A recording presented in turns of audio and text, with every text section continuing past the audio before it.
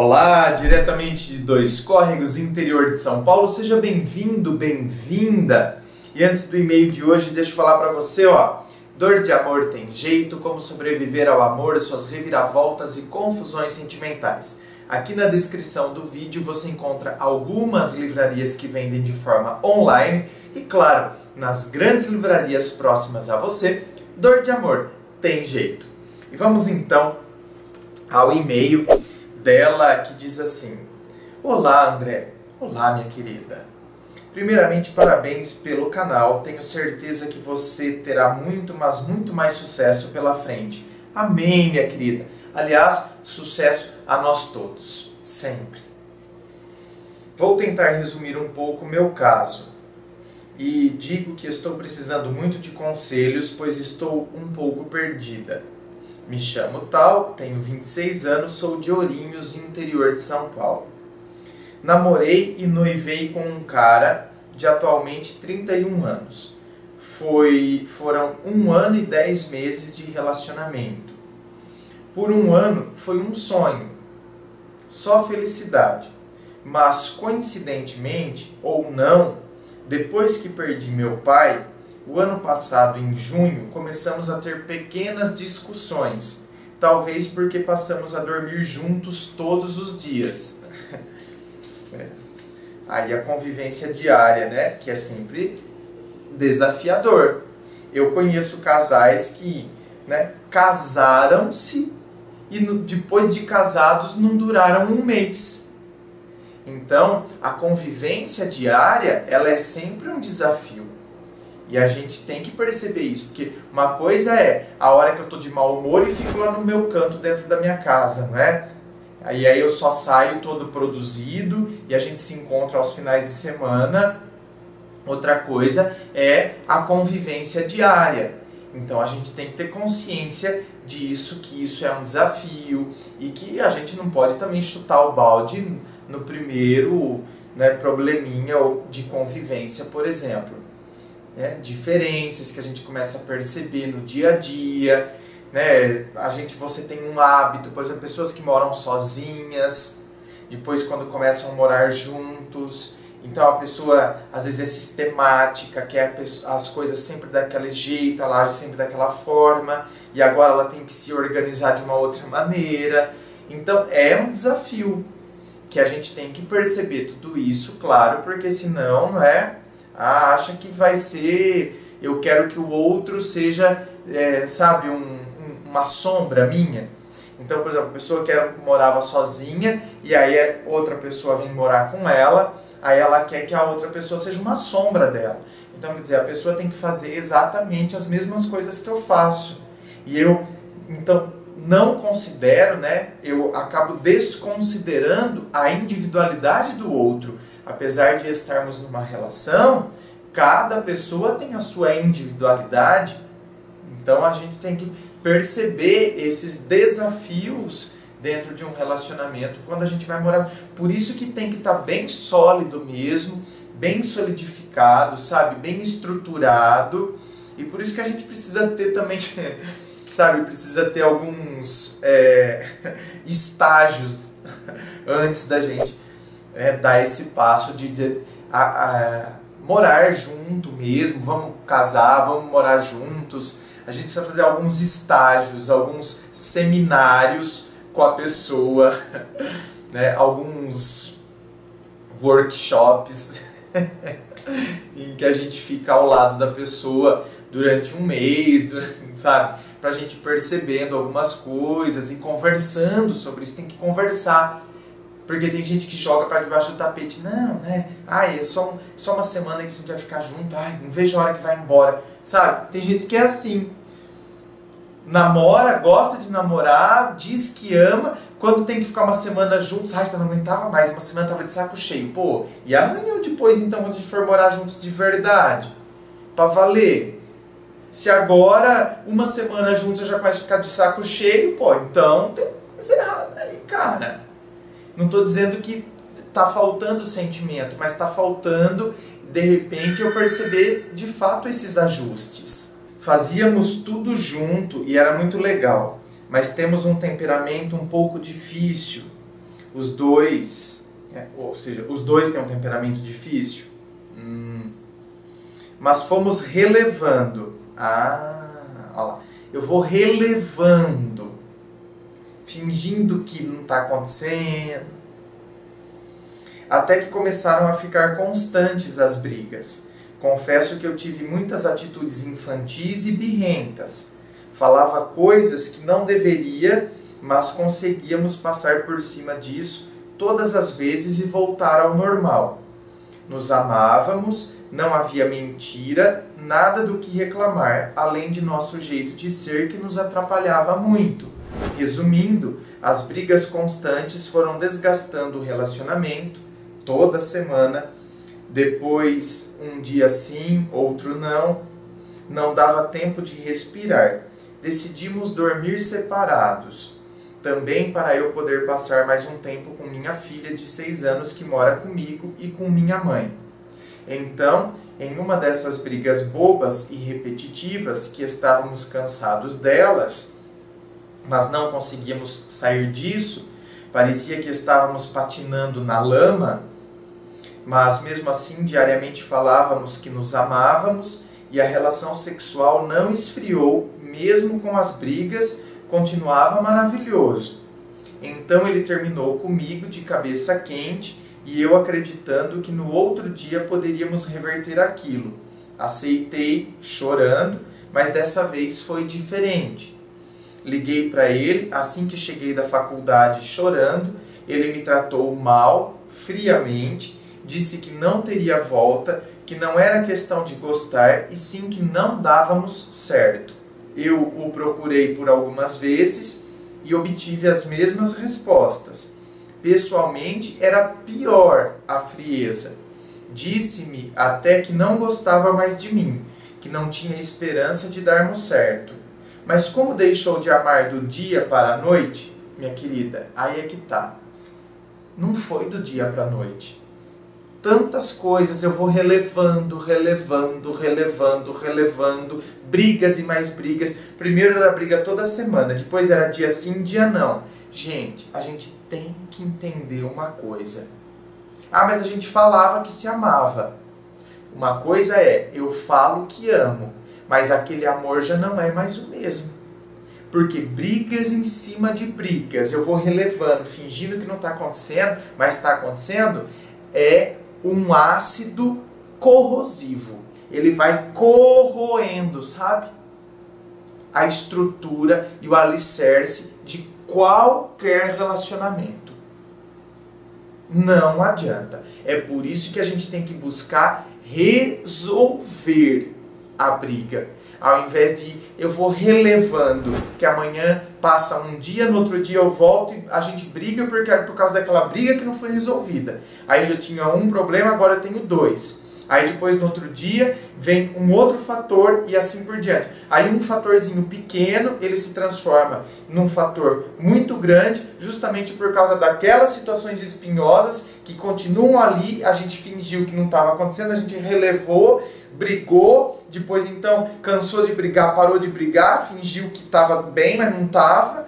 O sexo é maravilhoso, só que sexo não resolve briga, sabe? E se de dia a gente briga e à noite a gente se ama, é que as nossas diferenças se acabam no quarto em cima da cama. Isso é bom pra música, porque pra vida real, meu bem, não dá certo não. Né? Porque quando a gente briga, depois quando a gente volta, nossa, o sexo, que delícia, que não sei o que. Tá, então para resolver briga é em cima da cama? A cama que vai resolver briga? Cama não resolve briga. Cama mata tesão. O que resolve briga é diálogo. Ponto. Sinto muito. Cama não resolve briga. Cama abafa briga. Porque é o tesão contido, porque a gente tem tesão, a gente sente desejo pelo corpo do outro, nosso sexo é maravilhoso, é gostoso, só que, meu bem, sexo não dialoga. É o diálogo que está acontecendo não é, através do corpo, mas só. Agora, as brigas continuam lá e elas precisam ser resolvidas através do diálogo. Ponto final. Sinto muito. Mas se você vive num relacionamento em que você acha que depois então o sexo resolve tudo, você está enganadíssimo. Então quer dizer, deixou de amar do dia para a noite. Não foi do dia para a noite, minha querida. Sinto muito te dizer isso, mas não foi. É mais fácil a gente acreditar que foi, né? Nunca tínhamos terminado, então, né? Nunca tinham terminado, mas não é porque não tinham terminado que a coisa não estava à beira de prestes a acontecer. Afinal de contas, briga em cima de mais brigas, só não acontecia o término. Acho que merecíamos uma outra chance. Tá, quanto a isso eu não duvido de você, né? Às vezes a gente acredita que a gente mereça sim uma outra chance. Ou seja, o que custa? Então vamos reverter isso através do diálogo. Vamos conversar. Vamos dialogar. Por que as brigas acontecem? Vamos ter um propósito aqui entre nós? A gente se gosta. Vale a pena a gente, né, ter um propósito. Como você enxerga, como eu enxergo. Vamos parar. Não é para brigar e não é para a gente fingir que não acontece. Vamos pôr de fato as coisas como elas são. Se a gente chegar à conclusão que de fato então não tem como a gente, dar certo, porque a gente tem pensamentos muito opostos, pelo menos a gente termina de uma forma amigável. Porque a gente chegou à conclusão que a gente não vai dar certo. Apesar da gente ter um interesse sexual muito grande um no outro. Mas a gente tem uma disparidade em termos de comportamento, pensamento, temos gênios muito distintos, né? Características muito opostas. Então, a gente tem que perceber essas coisas sim, gente. Tenho certeza que ele ainda deve sentir algo por mim. Tantas coisas maravilhosas passamos juntos. Não foi um término pensado, pelo contrário, foi em meio a uma discussão. Queria pedir um conselho. Será que há esperanças? Sei que ele não está saindo. Eu também não tenho vontade de sair. Ele me disse que não está feliz, que gosta de mim, mas não tem vontade de tentar. Bom, minha querida, se ele não tem vontade de tentar, pode ser que ele esteja numa fase de esgotamento. Foram tantas brigas que ele está esgotado, que quando ele pensa em voltar até arrepia. Pode ser que essa fase passe e pode ser que não. André, então não me ajudou em nada. Sinto muito, minha querida, mas a vida é assim. Não tem como o ser humano não tem como a gente falar, ele vai fazer isso ou ele vai fazer aquilo. Eu estou dizendo, eu estou jogando a real para você. Tem gente que diante de todo esse esgotamento, de repente essa ausência e esse tempo em que vocês estão terminados, de repente a pessoa tem vontade de tentar de novo. E tem gente que o esgotamento foi tamanho que a pessoa não quer nem pensar na possibilidade de volta. Não quer. Não quer, não quero, e não tem Cristo no mundo que faça ela voltar. É assim. Eu o amo, queria uma chance de fazer diferente, tenho fé em Deus, tenho orado muito, mas não saber o que fazer e apenas esperar é torturante. Tudo fazíamos juntos, sonhamos em casar e tudo desmoronou. Me sinto culpada por tudo. Então, agora também não adianta se sentir culpada por tudo. As brigas eram dos dois, não era? Então por que agora você vai se sentir culpada por tudo? Então, para com isso. Que essa é uma outra tendência também. A tendência é a gente carregar, ou a gente se isentar. Tem dois tipos de comportamento aqui também. Tem gente que se isenta de tudo, né? E tem gente que, né, assume a culpa por tudo. Não é assim não. Pera aí. Principalmente no caso que foi relatado aqui. Eu vejo que tem 50% aqui. Porque tem casos que a gente vê 80% em um, 20% em outro. Tem casos que a gente vê 90% em um, 10% em outro. Não, aqui eu vejo 50%, cara. Então por que eu vou pegar os 50% dele e vou me reduzir? Não. Tá? Eu sou responsável pelos meus 50%. E ele tem a responsabilidade dele. Ponto. Não o procurei mais porque acho que a resposta será a mesma. O que faço? Aí é que tá, minha querida. Né? Eu já respondi. E aí o e-mail termina, viu, gente? Já respondi. No caso, por exemplo, realmente, eu também no seu lugar, apesar de eu nunca falar como eu me posicionaria, mas assim, no seu lugar eu também faria a mesma coisa. Ele disse que ele não quer nem tentar. ou seja, você tentou. Se tem 50% que eu estou falando aqui, não é? De ambas as partes, então pera lá, eu mostrei que eu quero tentar, ele não quer. Então, eu fiz a minha parte, o meu 50% eu fiz. Eu demonstrei que eu quero tentar. Ele disse que ele não quer nem tentar. Bom, então agora, o que eu faço? A espera é torturante. Sim, minha querida, só que essa espera, ela tem que ter um limite também, viu? Sabe que a gente... tudo na vida a gente trabalha com prazos, não é verdade? Eu sei que, por exemplo, não tem um prazo pra gente começar a amar. André, com quanto tempo eu começo a amar alguém? Sabe? Não é isso. Agora, nesse tipo de situação, a gente tem que dar um prazo pra gente sim. Olha, eu vou dar um prazo de 1 mês. 1 mês é suficiente para ele pensar, para ele pôr as coisas em ordem. Ele realmente não veio me procurar, ele não quer tentar mesmo.